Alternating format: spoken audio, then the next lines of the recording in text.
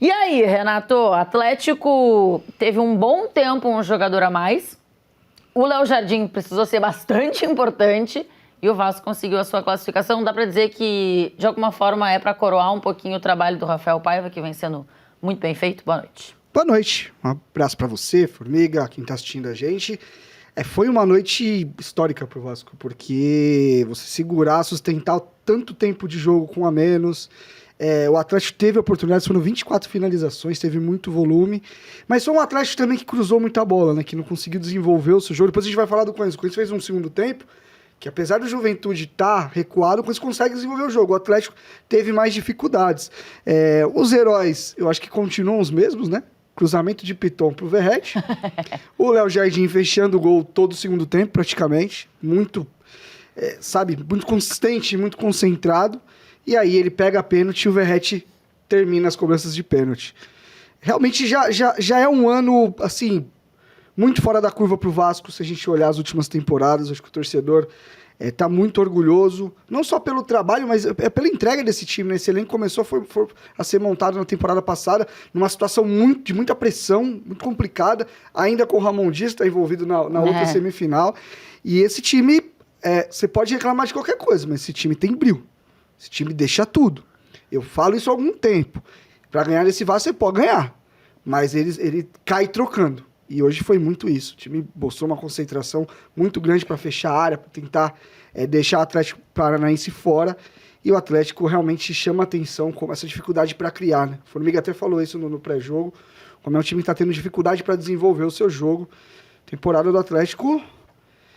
de muita oscilação. De muita oscilação. E aí, lembrando o que a gente falou aqui no pré-jogo, a gente deu uma possibilidade pra galera aí no Verratti fazendo gol de cabeça no nosso Esquenta Betano.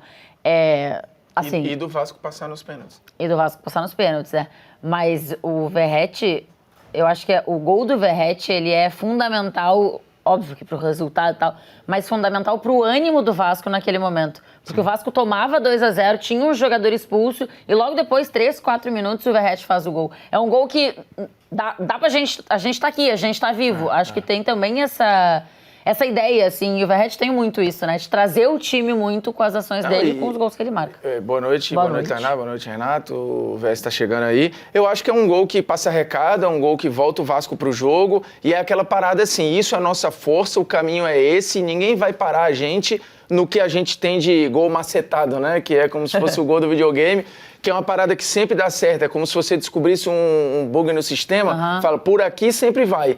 O Vasco tem um bug no sistema alheio, porque tem uma jogada que é quase imarcável. O gol do Verratti, ele cabeceia por trás do marcador, porque ele tem o tempo de bola correto e o marcador não. Eles pulam quase no mesmo tempo, mas o Verratti ainda está no alto quando a bola está e o marcador já está descendo. E o movimento, ele é forte, ele é preciso, é um atacante que tem um poder de finalização e de liderança gigantescos, assim. Então não é só o Verratti goleador, é o Verratti que mesmo pulsa com o time, é o Verratti que chacoalha todo mundo.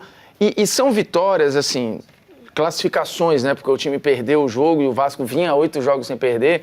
Mas é um tipo de classificação que às vezes dá tanto prazer ou mais pro torcedor do que um jogo que eventualmente o time jogue e passa ali com 1-0 ou com 2-0 jogando relativamente bem, mas às vezes dá a impressão que o torcedor quer esse senso de comunidade aí, de falar, meu irmão, aqui é diferente e a gente vai do jeito que dá. Então tem dias, ainda mais em mata-mata, fora de casa principalmente, que essas vitórias são mais legais do que se o time flui. E eu acho que hoje os torcedores de Vasco e Corinthians estão experimentando isso de maneiras um pouco diferentes, porque o Corinthians, como lembrou o Renato, fez um jogo bom, né, assim, no segundo tempo. Não foi uma noite brilhante de Copa do Brasil do ponto de vista estético, como a gente já tinha adiantado, que dificilmente seria, até porque os 4 times envolvidos também não são de propor toda hora. Mas eu acho que o equilíbrio que a gente falou que ia ter também... E teve com um jogo ali no limite, né, do gol nos acréscimos e o outro jogo sendo decidido nos pênaltis.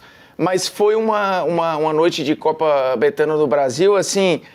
Cara, assim, na empurrância, com o melhor que o mata-mata pode oferecer, que às vezes a melhor atuação não passa. Por exemplo, o Atlético, acho que o torcedor que foi na Liga Arena, ele pode ir para casa, pé da vida, mas aplaudindo o time, porque, cara, o Atlético fez o não jogo vai. necessário. É Não óbvio vai. que isso não vai acontecer. Não, e pelo contexto da temporada não vai. Perfeito. Pelo Falando contexto no da recorte temporada, do não jogo, assim, permite. o time foi ao limite, lembrando a temporada de ano de centenário, que já foi frustrante, porque o Atlético tinha um plano de estar na Libertadores, Exato. de ter um título, assim, Começou importante bem que a não vai ter. Sul-Americana e aí ficou derrapando e quase vai pro Beleléu.